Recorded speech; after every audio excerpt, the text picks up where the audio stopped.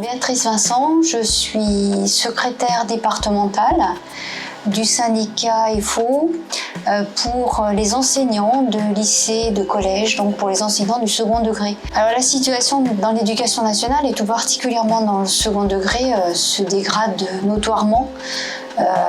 Je dirais depuis 98, mais elle s'était dégradée déjà avant, mais on constate quand même une accélération là depuis une dizaine d'années. La première dégradation, elle concerne principalement nos rémunérations. En tant que fonctionnaire, notre rémunération est calculée par rapport à la valeur du point d'indice. Et ce point d'indice est gelé depuis plus de 2010, autour de 24% de perte de pouvoir d'achat.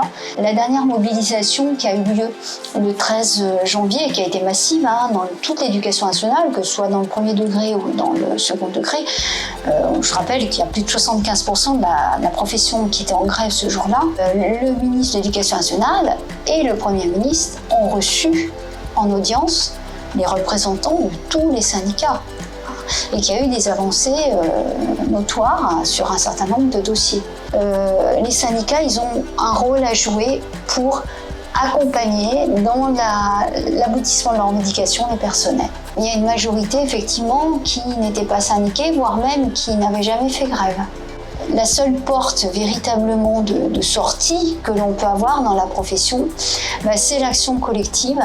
Et l'action collective, elle s'incarne véritablement dans le syndicat et tout particulièrement, si je puis dire, le syndicat confédéré, Force ouvrière, apporter des renseignements quotidiens sur des questions que peuvent se poser les enseignants en termes d'évolution de leur carrière, de leur rémunération, ou concernant des conseils pour changer d'établissement, de poste. Mais aussi on défend des combats plus larges pour les enseignants du second degré, des combats qui touchent au poste, aux moyens qui sont attribués pour les établissements scolaires chaque année, qui touchent aussi aux rémunérations, approbation des rémunérations des personnels, qui touchent aussi au statut des personnels, statut qui a un impact direct sur les conditions de travail, nos conditions de travail au quotidien.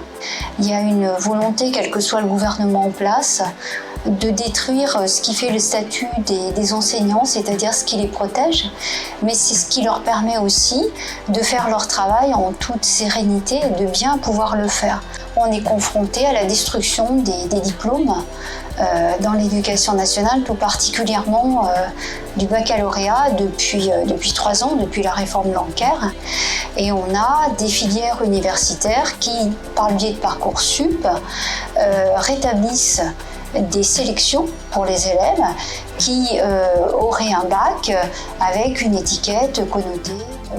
Ce pourquoi on se bat est faux, c'est le rétablissement d'un bac national sur la base d'épreuves anonymes, terminales, qui soient les mêmes pour tous, comme ça se passait jusqu'à présent, à la fin de l'année de terminale au mois de juin, et qui rétablissent ce baccalauréat qui soit véritablement un bac national, premier grade universitaire.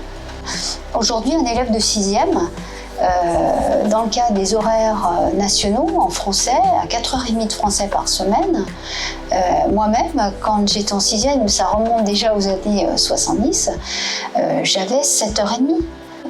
Donc forcément, les élèves ont une perte de chance de pouvoir maintenir un niveau et progresser de ce point de vue-là.